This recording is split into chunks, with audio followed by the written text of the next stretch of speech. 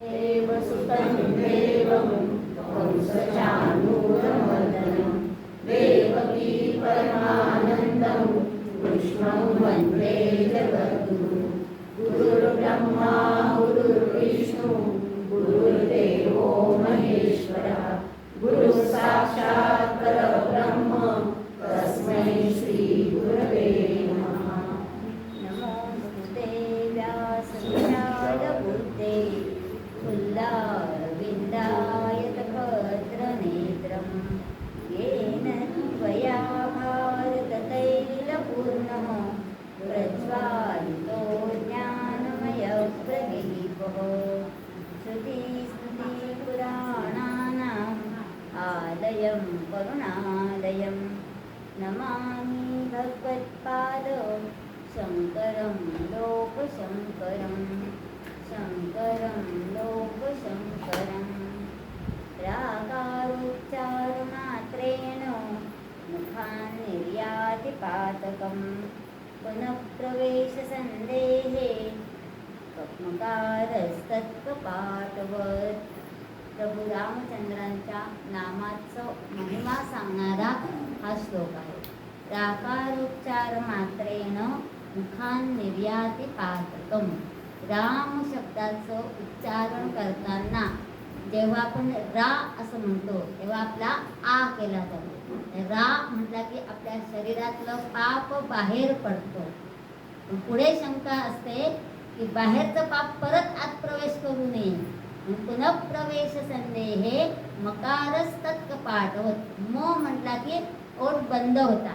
आपल्या शरीराचा एक प्रवेशद्वार आहे मुख, ते आपण बंद करायचं आहे म म्हणून। आणि राम नामाचा महिमा अगाध असा आपल्याला सांगितलेला आहे। 4 पुरुषार्थांचा आपण विचार करत आहोत। धर्म, अर्थ, काम, मोक्ष। धर्म आणि काम आणि अर्थ हे जर धर्माधिष्ठित असतील तरच आपला आध्यात्मिक विकास होऊ शकतो, असंच आपल्या भारतीय संस्कृतीमध्ये सांगितलेलं आहे। आणि शेवटचा पुरुषार्थ सांगितलेला आहे मोक्ष। मोक्ष हे मानवी जीवनाचं परमोच्च ध्येय आहे। मूच धातूपासून मोक्ष हा शब्द तयार झालेला आहे। मूच धातूचा अर्थ होतो सोडणे। आपल्याला हव्या असणाऱ्या गोष्टी जेव्हा आपण सहजपणाने सोडू शकतो तेव्हाच मोक्षाची प्राप्ती होते। अविद्येचा नाश आणि मोक्ष प्राप्ती यांचं ज्ञान हेच साधन आहे। भौतिक सुविधांच्या, भौतिक सुखाच्या किती मागे लागायचं ही समज येण्यासाठी ज्ञान आवश्यक असतं। ज्ञान प्राप्त झालं की ती मर्यादा आपल्याला आखता येते। मेधावी पुरुष, ओहापोह करण्यास समर्थ असलेला आणि शास्त्रात सांगितलेले गुण असणारा, आत्मज्ञान प्राप्त करण्यास योग्य असलेला आणि वैराग्य ज्याला आलेला आहे, अपेक्षा न ठेवता जो धर्माचं आचरण करतो अशा व्यक्तीला मोक्ष प्राप्त होतो। आता मोक्ष कधी प्राप्त होतो तर सर्वसामान्य आपली संकल्पना आहे की आपल्या मृत्यूनंतर आपल्याला मोक्ष मिळतो। पण मुळातच मृत्यूशी त्याचा तसा काही संबंध नाही।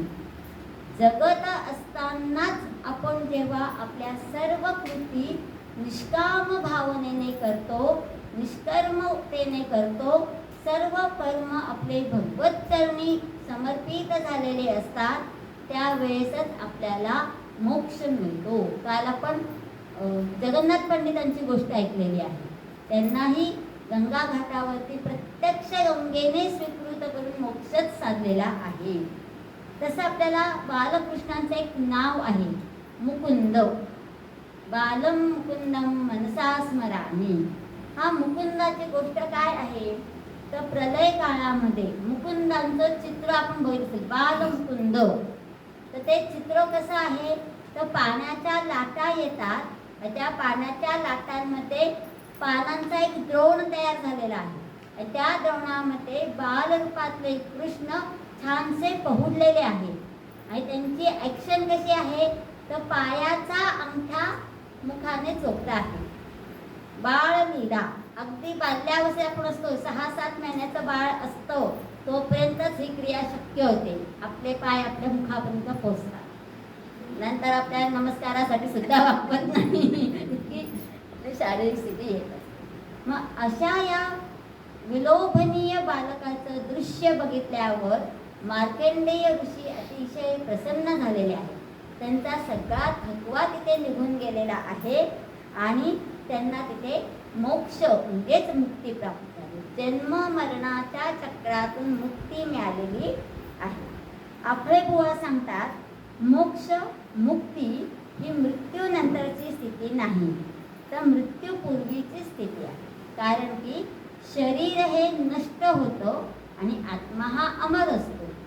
मोक्ष ही आत्म्याची स्थिती आहे, शरीराची नाही.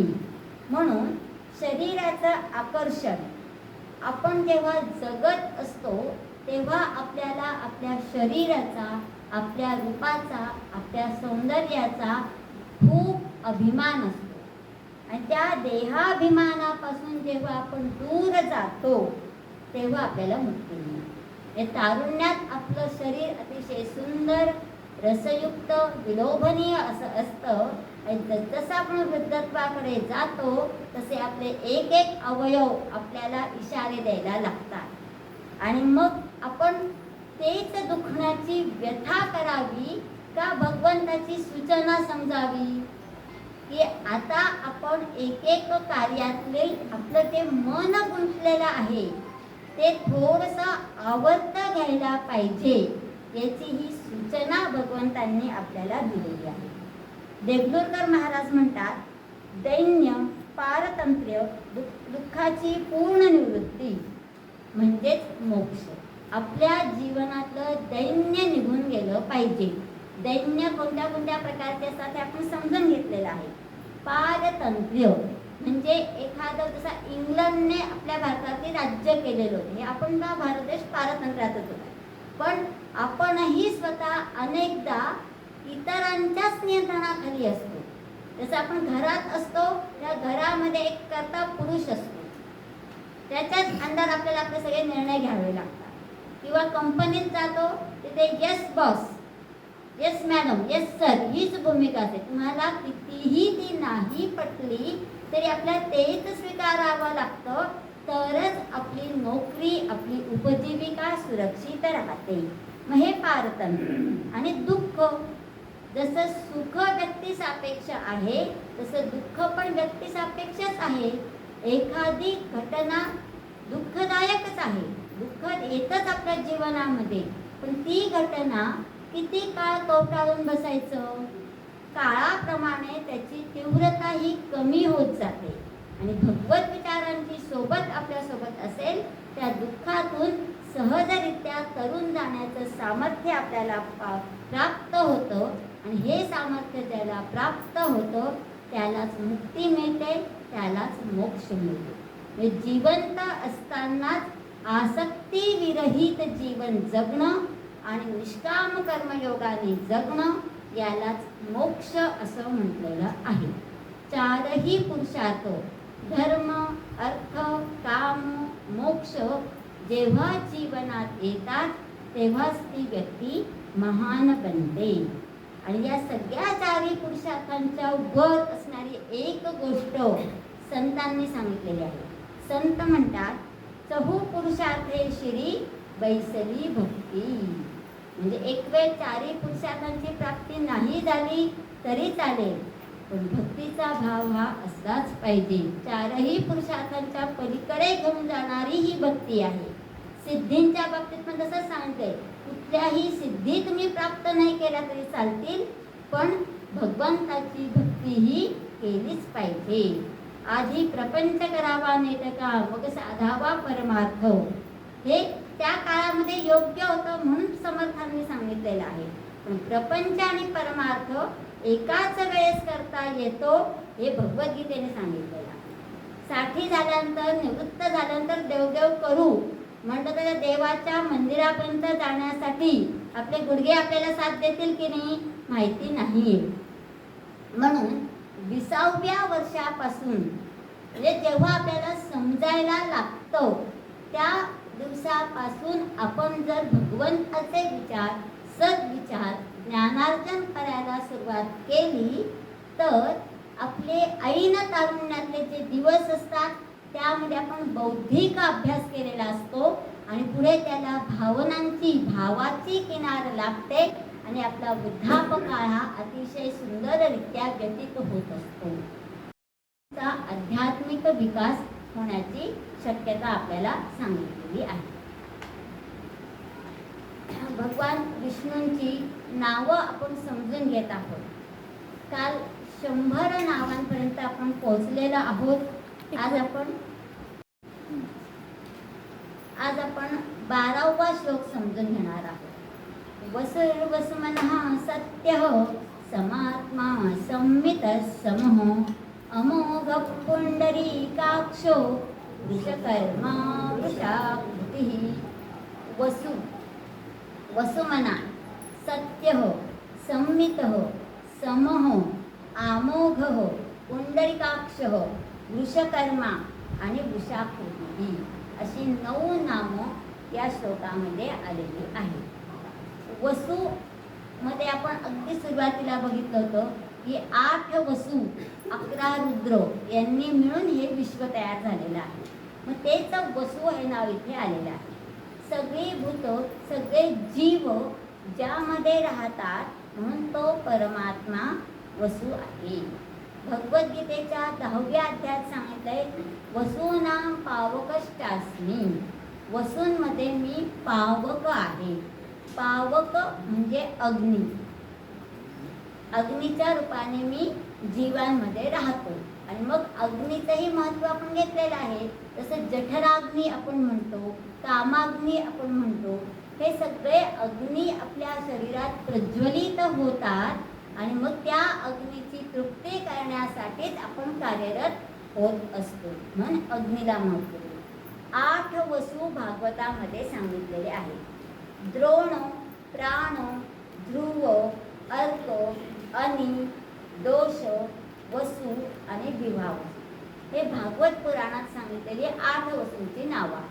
कदाचित काही पुराणांमध्ये आपल्याला ही नावं वेगवेगळी आढळू शकतात पण संख्या मात्र प्रत्येक पुराणामध्ये 8च सांगितलेली आहे. मूळ देवतेचे रक्षण करण्यासाठी देवळाच्या बाहेर ज्या देवता असतात त्यांना वसू म्हणतात. खूप सारे देवतांना देवीचं मंदिर असतं त्याच्या बाहेर कालभैरव असतो. कोकणातले जे मंदिर असतात त्याच्या देवीचं मंदिर असेल तर त्याच्या बाहेर रवळनाथाचं मंदिर असतं. म्हणजे प्रत्येक देवतेचं रक्षण करणार जसं बॉडीगार्ड आपण म्हणू शकतो तसे ही जी व्यवस्था भगवंतांनी निर्माण केलेली आहे ती व्यवस्था यथास्थित चालू राहिली पाहिजे. यासाठी भगवंताचे सहाय्यक जे आहे ते 8 वसू आणि 11 रुद्र आहे.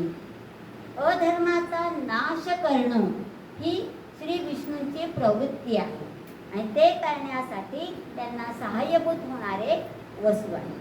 पितामह भीष्म हे 8 वसूंपैकी एक आहे. वसिष्ठांची गाय होती नंदिनी. ही कामधेनू होती आणि ही कामधेनू वसूंनी चोरली. तेव्हा वसूंना शाप मिळाला आणि त्या शापाच्या रूपाने ते गंगेच्या पोटी जन्माला आले. आणि जन्माला येता क्षणीच गंगेने पुन्हा त्यांना गंगार्पण केलेलं आहे. आणि 8व्या वसूच्या वेळेस मात्र शंतनू महाराज मागे आल्यामुळे भीष्म मनुष्य रूपात तिथे जिवंत राहिलेले आहेत आणि त्यांना ते जे काही शिक्षा रूपाने कर्मफळ भोगावं लागले आहे ते दीर्घकाळ त्यांनी भोगलेलं आहे. म्हणून वसू हे परमात्म्याचंच नाव आहे. 105वं नाम आपल्याला सांगितलेलं आहे वसुमना. वसूंपासून आहे. वसुर वसुमना सत्य. हो, वसूचा एक अर्थ होतो संपत्ती, वित्त. ही कुठल्या प्रकारचं वित्त अपेक्षित आहे? श्री सूक्तामध्ये खूप वेगवेगळ्या प्रकारचे वित्त आपल्याला सांगितलेलं आहे. मग इथे आपल्याला वसूचा अर्थ घ्यायचा आहे धनधान्याने समृद्ध असलेली. म्हणून आपण पृथ्वीला वसुधा या वसुंधरा असं म्हटलेलं आहे. मग विकारांनी परमात्म्याचं मन कधीही दूषित होत नाही, पण परमात्मा हा वसुमन आहे. दुसरा एक अर्थ आपल्याला इथे असा घेता येऊ शकतो, वसु म्हणजे वित्त. या वित्तामुळेच जे काही मानवीय संबंध बिघडतात, नातेसंबंध बिघडतात, मग ते जे वसु ते जर वित्त आपण अर्थसूचितेने आणलं, कमवलं, तर व्यवहार शुद्ध राहतात. आणि शुद्ध व्यवहार असला की भावसंबंधही दृढ होऊ शकतो. 106वं नाव आहे सत्यम. सत्यम वच्मी. ते युधिष्ठिराची पण कथा आहे. सत्यम वद. एक पाठ 2 अक्षराचा शिकण्यासाठी जवळपास 1 महिना युधिष्ठिरांना लागलेला आहे. मग हे सत्य म्हणजे काय आहे, तर तैत्तिरीय उपनिषदात सांगितलंय, सत्यम ज्ञानम अनंतम ब्रह्मम. ब्रह्म हेच सत्यरूप आहे, ज्ञानरूप आहे आणि अनंत आहे. आणि म्हणूनच पर्यायाने परमात्मा सुद्धा सत्य आहे. सत्य म्हणजे चिरकाळ टिकणारा, शाश्वत. हे नाव आपण आधीही बघितलेलं आहे. 107वं नाव आहे समात्मा. समः आत्मा मनो यस्य हो. ज्याचा आत्मा समान आहे असा तो. जे सर्व भूत मात्र निर्माण केलेले आहेत, त्या प्रत्येक भूताचा आत्मा समान आहे. आणि त्या आत्म्यामध्ये मीच वसलेलो आहे असं भगवंत स्वतःच सांगतात. आणि सर्व भूतांच्या ठाई बुद्धी पण सारखीच दिलेली आहे. फक्त ते बुद्धी वापरण्याचे मार्ग प्रत्येक लोक वेगवेगळं चालत असतं. 108वं नाव आहे संमित हो. संमितचा अर्थ होतो सर्व पदार्थांनी व्यापलेला.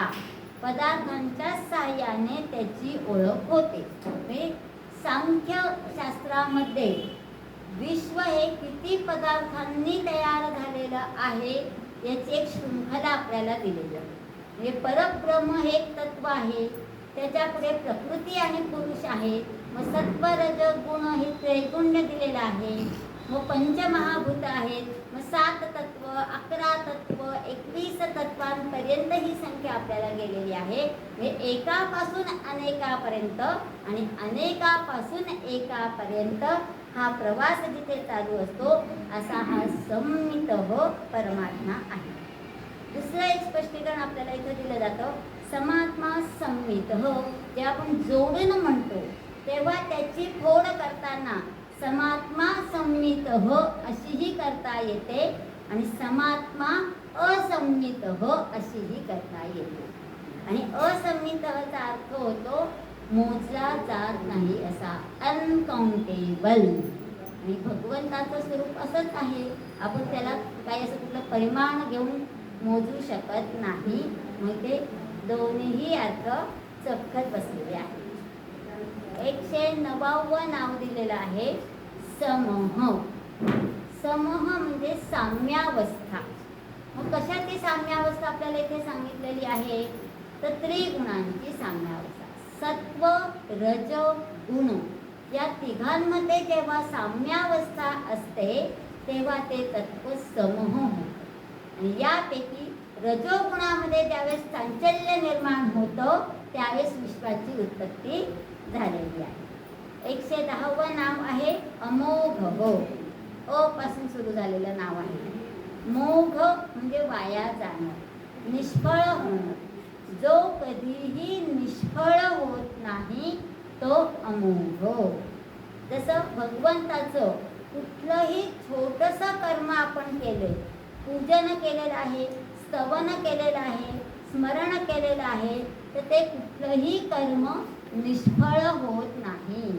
म्हणून यथाशक्य तेवढंच आपल्याला केलं तरीही ते भगवंत लक्षात ठेवतो.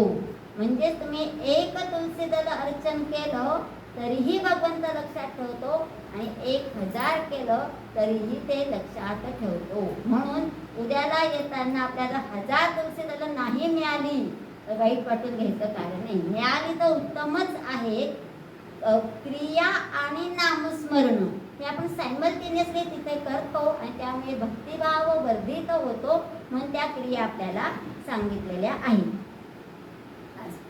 पुढचं नाव आपल्याला सांगितलेलं आहे 111वं नाव आहे पुंडरीकाक्ष.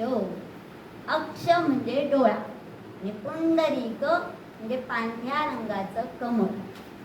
कमळ हे फूल संस्कृत साहित्यात अतिशय प्रिय आहे. म्हणजे असा एकही श्लोक नसतो किंवा एखादं संस्कृत साहित्य नसतं, स्तोत्र मंत्र नसतात की ज्याच्यामध्ये कमळ येत नाही. आणि आता मात्र आपल्या कमळ दृष्टी सुद्धा पडत नाही. याचा अर्थ पूर्वीच्या काळी प्राचीन काळामध्ये कमळ खूप मोठ्या प्रमाणात होत असतील आणि त्या कमळांचे विविध प्रकार आपल्याला सांगितलेले आहेत आणि त्या प्रकारानुसार त्यांची नावं पण वेगवेगळी आहेत. मग इथे आपल्याला पुंडरीक म्हणजे श्वेत रंगाचं कमळ असं सांगितलेलं आहे. आता या पुंडरीकाला काय सांगितलंय ते योगशास्त्राचा अभ्यास करणारे जे तज्ज्ञ असतात त्यांनी आपल्या शरीरातल्या हृदयाला कमळाची उपमा दिलेली आहे. म्हणजे आपलं शरीर ज्याच्यावरती चालतं त्याला आपण ब्लड प्रेशर म्हणतो. रक्त शुद्ध होतं परत अशुद्ध होऊन ते जात असतं. म्हणजे अशुद्ध शुद्ध म्हणजे आपल्याला हाय आणि लो बीपी आपण जे बघतो त्याच्यामध्ये संतुलन राखणारा हे हृदयाचं काम असतं. पंपिंगचं काम हृदय करत असतं आणि म्हणून त्याला कमळाची उपमा दिली. हृदयाची शारीरिक रचना जर आपण बघितली अँजिओप्लास्टी वगैरे करतात त्या ते स्क्रीनवरती दाखवतात बघा. पूर्ण रक्ताने माखलेलं हृदय असतं. हे जसं कमळ चिखलात उगवतं तरीही ते अतिशय सुंदर दिसतं.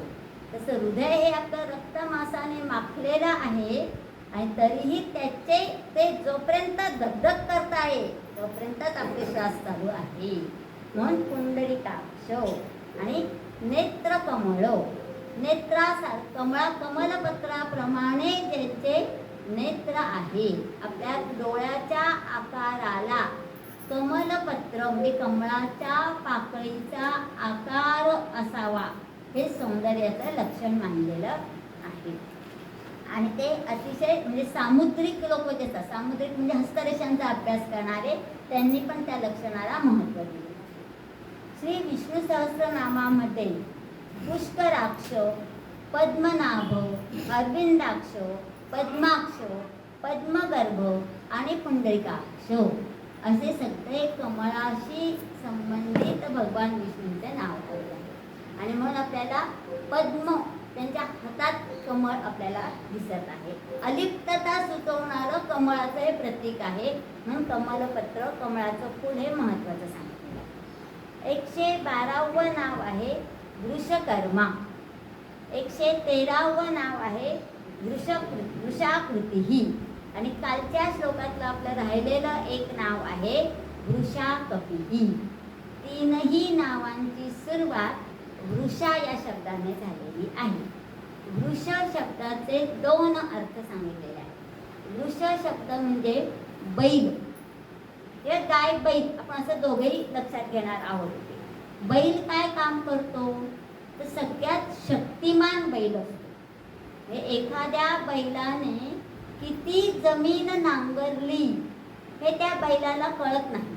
आज 5 एकर नांगरली उद्याला 7 एकर नांगरली तर तो लगेच हिशोब नाही करत. आज 5 एकर नांगरली एवढे पैसे द्या, उद्याला 7 एकर. ते किती अंतर आपण काम करतो याची जाणीव त्याला नसते किंवा तो तसा हिशोबच ठेवत नाही. म्हणजे परोपकारी बुद्धी त्याची असते. आणि मलमूत्र विसर्जन करत जेव्हा तो बैल शेत नांगरत असतो तेव्हा ती जमीन सुपीक होते. कोणत्याही खतांची गरज जमिनीला पडत नाही आणि त्यातून निर्माण होणारं धान्य असतं तेही सात्विकच असतं. म्हणून हा बैल आहे. मग बैलाचं हे जे कर्म आहे ते निष्काम कर्म आहे आणि असं निष्काम कर्म करत राहणं हाच धर्म आहे. म्हणून वृष शब्दालाच समानार्थी शब्द दिलेला आहे धर्म. हे बैल आपण असं एरवी म्हणतो बायकोचा बैल झाला, पण ते शब्दामध्ये किती अंतर तिथे प्रक्रिया. बैल बुद्धी आहे म्हणजे सांगण्यासारखी बुद्धी आहे. हे काही शब्दांचे अपभ्रष्ट रूप कशी तयार होतात हे आपल्याला इथे दिसलेलं आहे. गायीच्या बाबतीत आपल्याला सांगता येत आहे की गाय असते, गाय कोरडं गवत खाते. भुक्त्वा तृणानि शुष्कानि पीत्वा तोयम जलाशयात. गाय ही कोरडं गवत खाते, जलाशयावरती जाऊन पाणी पिते, आणि तरीही दुग्धम ददाती लोकेभ्यः धेनवो लोकमातरम. आणि तरीही ती लोकांना दूध देते. मी आज किती लिटर दूध दिलं याचं बिल आपण गाईला देत नाही, तर ते गायीचं पालनपोषण करणारा जो असतो तोच त्याच्यावरती आज मोठा बिझनेस करून जातो. ती मात्र स्वतः निरपेक्ष भावनेने करते.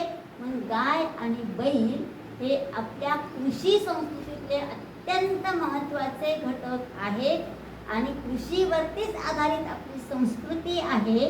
म्हणून बैलांना गायींना महत्त्व दिलेलं आहे, आणि तसेच निष्काम कर्मयोग आपल्याही जीवनात आला पाहिजे. म्हणून तिथे आपल्याला गायीचं किंवा बैलांचं महत्त्व सांगितलं, आणि तोच धर्म आपल्याला सांगितलेला आहे. वृषाकृतीही मध्ये आपल्याला धर्मार्थे आकृतीही शरीरम यस्य, ज्यांनी आपलं शरीर धर्मासाठीच धारण केलेलं आहे. धर्मासाठी म्हणजे धर्माच्या रक्षणासाठी. भगवंत स्वतःच गीतेमध्ये सांगताय, धर्म संस्थापनार्थाय संभवामी युगे युगे. जेव्हा जेव्हा अधर्म माजलेला असतो आणि ते संत मुनी विचारवंत तत्ववेत्ते आटोकाट प्रयत्न करत असतात, आणि त्यांचे प्रयत्न जे अपुरे पडतात, तेव्हा मीच प्रत्यक्ष येऊन मनुष्याकार धारण करतो, म्हणून त्या आकाराला वृषाकृती असं म्हटलेलं आहे. तिसरं नाव त्याच्याशी संबंधित दिलेलं आहे वृषाकपिही. आता इथे पण वृषा शब्दाचा अर्थ घेत आहे धर्म, आणि क शब्दाचा अर्थ होतो पाणी. आता याच्यामध्ये वराह अवताराचा संदर्भ आपल्याला सांगितलेला आहे. वराह अवताराची कथा अशी सांगितली जाते की आपली ही जी सगळी पृथ्वी आहे ही चिखलाच्या दलदलीमध्ये अडकलेली होती, आणि वराह रूपात भगवंतांनी येऊन आपल्या सुळ्यांवरती ती पृथ्वी वरती काढलेली आहे, आणि पृथ्वीला पुन्हा एकदा जीवनदान दिलेलं आहे. हा तो वराह अवतार. म्हणजे धर्माच्या रक्षणासाठी पाण्याचा आधार घेऊन भगवंताने आपल्या शरीराला वराहाचा आकार दिला, म्हणून तो वृषाकपिही असा झाला. वराह म्हणजे डुक्कर, आणि आकाराने जे मोठं असतो अशा त्या वराहाला, श्रेष्ठाला कपी असं म्हणतात. वृषा आणि कपी याचा समन्वय इथे कश्यप मुनींनी सांगितलं. कश्यप मुनींनी वृषाकपी हे नाव त्यांना दिलेलं आहे. दुसरं एक सांगितलं जातं की सिंधू संस्कृतीमध्ये लोकांचा देव वानर होता. सिंधू संस्कृतीमध्ये जी काही भित्तिचित्र आढळलेली आहेत त्या भित्तिचित्रांमध्ये जे काही आकार काढलेले आहेत त्या आकाराला, त्या देवतेला वृषाकपी असं नाव दिलेलं आढळतं. तिसरं एक स्पष्टीकरण लोकमान्य टिळकांनी सांगितलेलं आहे. वृषाकपी ही एक भौतिक घटना आहे. म्हणजे खगोल मध्ये वेगवेगळ्या घटना ग्रहगोलांच्या बाबतीत घडत असतात. तसं ध्रुव प्रदेशातल्या दीर्घ काळोख्या रात्रीच्या प्रारंभी क्षितिजा खाली उतरणारा सूर्य जो असतो तो म्हणजे वृषाकपी. म्हणजे तेज आणि प्रकाश तत्वाशी वृषाकपीला जोडले. जिथे जिथे दौर्बल्य आलेलं असतं त्याच्यातून पुन्हा उभं राहण्याची शक्ती निर्माण करायची असते, तिथे आपल्याला बल पण पाहिजे असतं आणि युक्ती बुद्धी पण पाहिजे असते. असं त्याचा समन्वय केलेला असू शकतो. पुढे आपल्याला सांगितलेलं आहे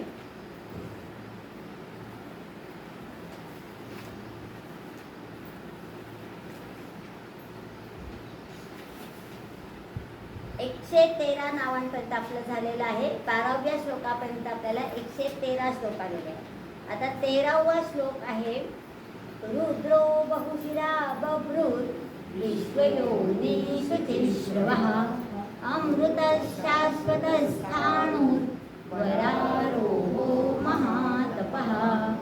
त्याच्यामध्ये आपण रुद्र संकल्पना मागच्या श्लोकात वसू सांगितलेले आहे. 13व्या श्लोकामध्ये आपल्याला भगवंतांची 9 नावं सांगितलेली आहेत. रुद्र, बहुशिरा, बभ्रुः, विश्वयोनिः, शुचिश्रवः, अमृतः, शाश्वतस्थाणुः, वरारोहः आणि महातपः. मागच्या श्लोकात आपण वसू कोणाला म्हणतात ते समजून घेतलं. आता इथे रुद्र हे पहिलंच नाव आलेलं आहे. रुद्रमध्ये मूळ धातू आहे रुद. रुद धातूचा अर्थ असतो रडवणारा. अंतकाळी जो सर्वांना रडवतो तो रुद्र. आता अंतकाळी म्हणजे जनरली आपण काय म्हणतो, एखाद्याचा मृत्यू झाला की ती व्यक्ती आपल्या सोबत आता राहणार नाही म्हणून आपल्याला रडू येतं. अर्थात ते किती खरं, किती खोटं, किती भासमान असतं त्याच्यासाठी. पण प्रलय काळामध्ये जेव्हा सर्व सृष्टी लयाला जाते, प्रत्येक घटकाचा संहार साधला जात असतो, त्यावेळेस जे जे घटक त्याच्यामध्ये असले असतात त्या घटकांना त्याचा त्रास होतो. जसं पूर आला आणि पुरामध्ये माझं घर वाहून गेलेलं आहे, तर त्या घटनेचा मला त्रास होतो आणि त्यावेळेस मला रडू येतो. तसं प्रलय काळामध्ये संहार होताना व्यक्तीला जे दुःख होतं, वेदना होतात आणि त्यामुळे त्याला जे रडू येतं, ते रडू ज्याच्यामुळे येतं तो रुद्र आहे. नंतर रु शब्दाचा अर्थ वाणी असा येतो.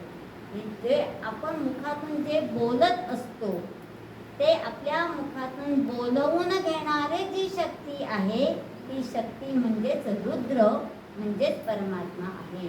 म्हणून संत तुकाराम महाराज म्हणतात, आपुलिया बळे नाही बोलवत, सखा कृपावंत तोची एक. माझ्याकडून बोलवून घेणारी शक्ती ही परमात्माच आहे. वेदांत काळात शब्दरूप उपनिषदे ज्यांनी जाणली तो रुद्र, अशी एक संकल्पना. म्हणजे वेदांत काळ म्हणजे तेव्हा उपनिषद निर्माण झालेली आहे.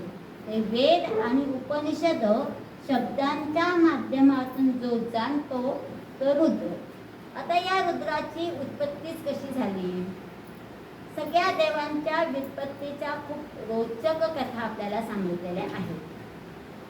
प्रजापती आपल्या कन्येवरतीच आसक्त झालेला होता आणि त्याच्या हातून नको ते कृत्य घडलं आणि त्यावेळेस सर्व देवांना खूपच राग आलेला आहे आणि देवांनी त्याला शासन करण्याचं ठरवलं.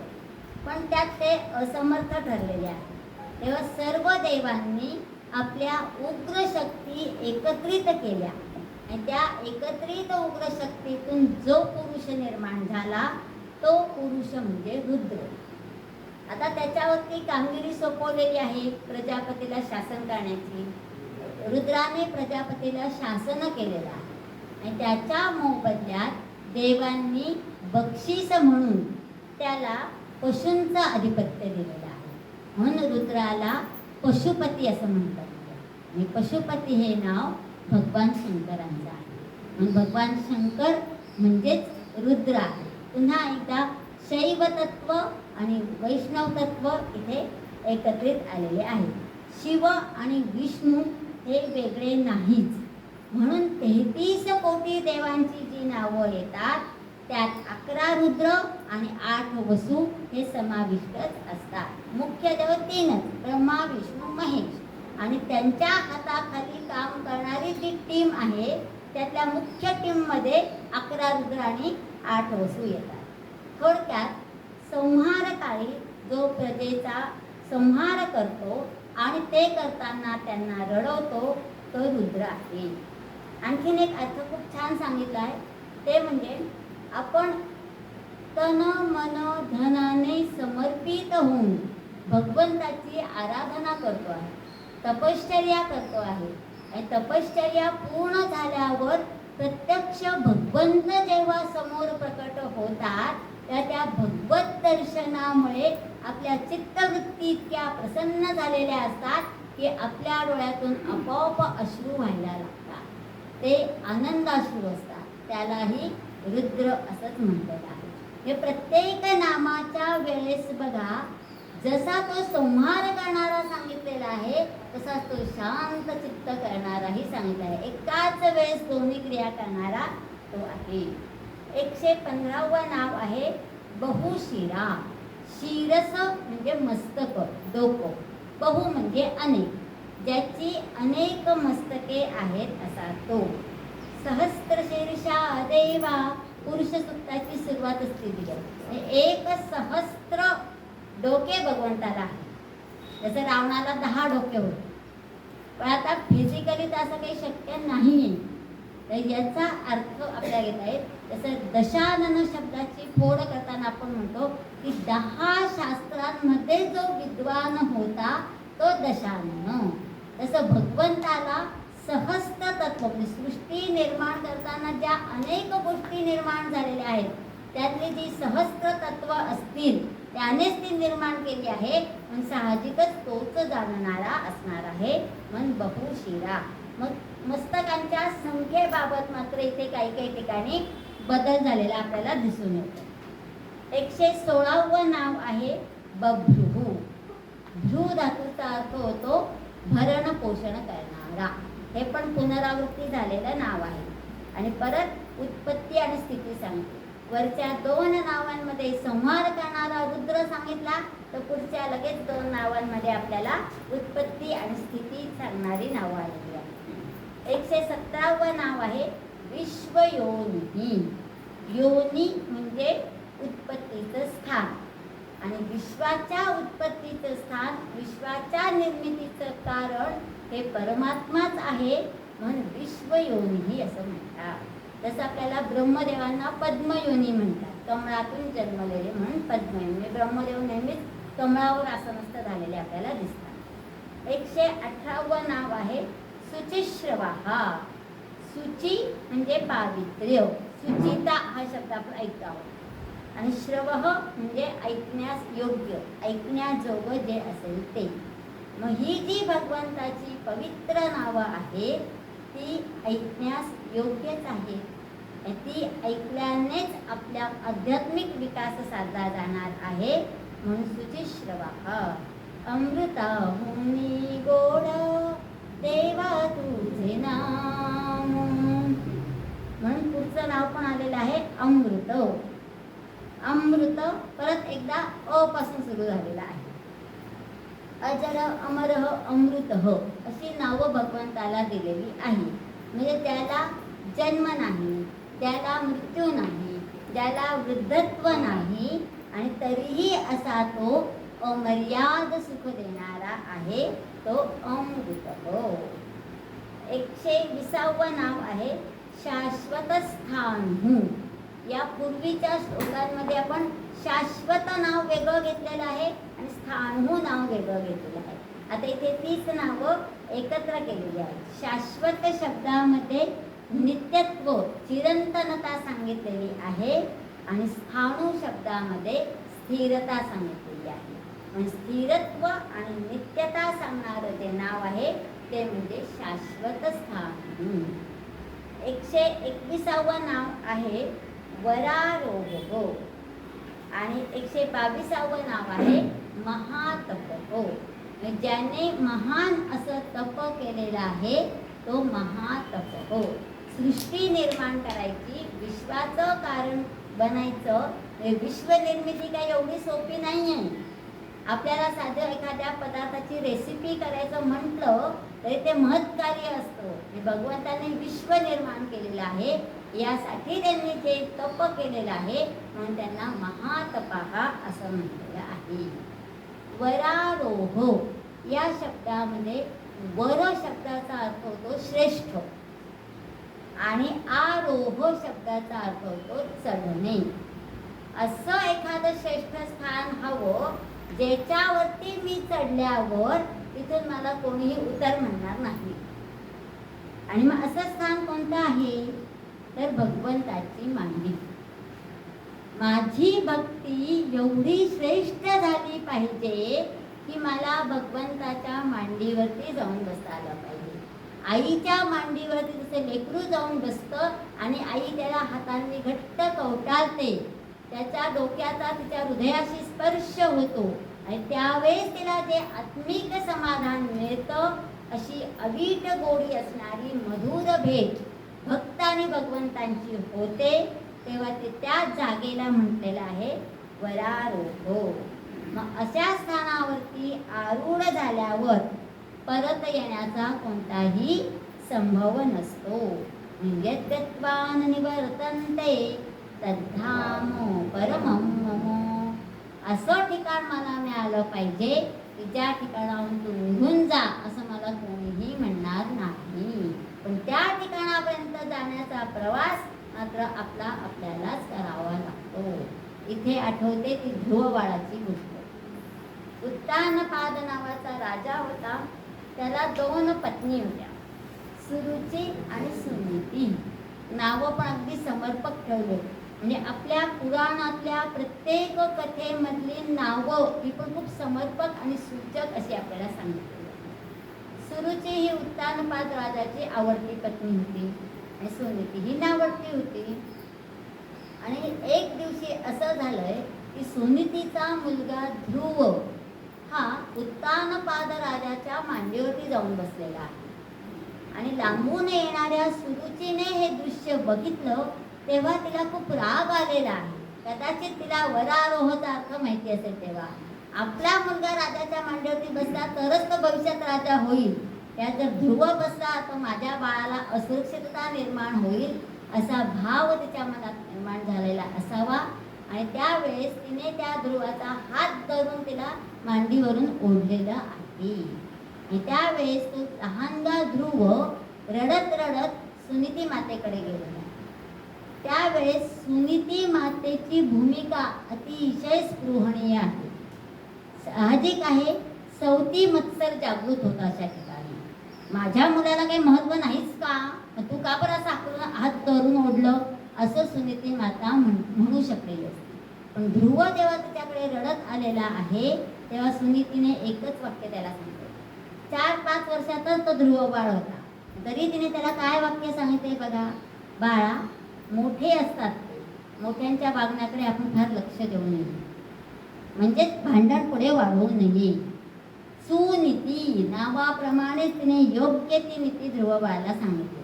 पण मग ध्रुव बाळाने प्रश्न विचारलाय, ठीक आहे आई, सुरुची आई मोठी आहे म्हणून तिचं मान मी राखला पाहिजे, पण तिचं हे चुकलंच नाही का? मग माझ्या बाबांच्या मांडीवरती बसण्याचा अधिकार नाही आहे का? आहे ना. मग तिने तिथं सांगितलंय की तप केल्यावरती असं श्रेष्ठ स्थान म्हणजे भगवत धाम तुला प्राप्त होतं. आणि मग लहानग्या ध्रुवाने निश्चय केलेला आहे, मी पण असं स्थान प्राप्त करेल की ज्या ठिकाणी मला कोणीही हलवणार नाही किंवा हकलून देणार नाही. आणि मग तो लहानगा ध्रुव वनाच्या दिशेने निघालेला. आता ही बातमी आपल्या नारद मुनींना लगेच कळते आहे. आणि नारद मुनी रस्त्यात आडवे झालेले आहेत. त्यांनी ध्रुवाला परावृत्त करण्याचा प्रयत्न केला. तू हा एवढेसा 4-5 वर्षाचा मुलगा आहे, म्हणजे वयाचा आकडा कदाचित मागे पुढे होऊ शकतो, पण तो लहानगा होता एवढंच खरं आहे. आणि नारदांनी त्याला भीती दाखवलेली आहे. तू जंगलात एकटा कसा राहशील, हिंस्र पशु असतात, परत तुला भूक लागली तर ती भूक कशी तू सहन करणार आहेस. अनेक कारणं देऊन नारद मुनींनी त्याला परावृत्त करण्याचा प्रयत्न केलाय. पण ध्रुवाचा निश्चय हा दृढ होता. आणि तो म्हणताय नाही, मला हे तप करणंच करायचं आहे. मग तप कसं करायला पाहिजे याचं यथार्थ मार्गदर्शन नारद मुनींनी ध्रुवाला केलेलं आहे. आणि मग ध्रुवाने पुढचे 6 महिने किंवा कदाचित 6 वर्ष, 6 हा अंक आहे, दिवस वर्ष महिने याच्यात थोडंफार संभ्रम असू शकतो. तर त्याने ते तप कसं केलेलं आहे बघा. तर पहिले काही दिवस तो फक्त फलाहार खाऊन राहत होता. नंतर त्याने फक्त झाडाची पानं खायला सुरुवात केलेली आहे. आणि नंतर पानांचाही त्याग करून फक्त पाणी जलपान तो करत होता. आणि मग हळूहळू 2 दिवसांनीच पाणी प्यायचं, मग 4 दिवसांनी प्यायचं, मग 7 दिवसांनी प्यायचं, असं करत करत पाण्याशिवाय सुद्धा मनुष्य जगू शकतो त्याचं तपश्चर्या करून ध्रुवाने प्रतिस्थापित केलेलं आहे. आणि त्याची ही घोर तपश्चर्या बघून भगवान प्रसन्न झालेले आहेत आणि ते प्रसन्न झाल्यानंतर त्यांनी सांगितलेलं आहे, बाळा तुला काय वर मागायचं तो माग. आणि त्यावेळेस ध्रुवाने वर मागितलाय, भगवंता मला असं आढळ पद दे ज्या ठिकाणी मला कोणीही घालवू शकणार नाही. आणि मग त्या ध्रुवाला उत्तर दिशेला आढळ स्थान प्राप्त झालंय. उत्तर दिशेला आजही आपण ध्रुवतारा बघतो जो दिशा दर्शक असतो. ही सर्व घटना घडून गेलेली आहे आणि नंतर मात्र ध्रुवाला असं वाटायला लागलंय, मी आढळ स्थान तर मागितलं म्हणजे मी एकाच जागेवरती स्थिर आहे. ते भगवंताची मांडी असेल तर उत्तमच आहे, पण लौकिक जगतामध्ये जर मी एकच स्थान मागितलं नाही, मला ह्याच खुर्चीवरती बसून राहायचं आहे, तर मी माझे नित्यकर्म कशी बरं करणार आहे. पण नित्यकर्म करूनही लोकांच्या हृदयात आणि भगवंताच्या हृदयात जेव्हा मला स्थान मिळेल तेव्हा मी महारोह असं होऊ शकतो. माझं श्रेष्ठ स्थान मला लोकांच्या हृदयात निर्माण करायचं आहे आणि भगवंताच्याही हृदयात भक्त म्हणून मला प्रवेश करायचा आहे. आणि ते करण्याचा सामर्थ्य आणि शक्ती आपल्याला प्राप्त हो अशी श्री विष्णूचरणी प्रार्थना करून आज वाणीला विराम देतो.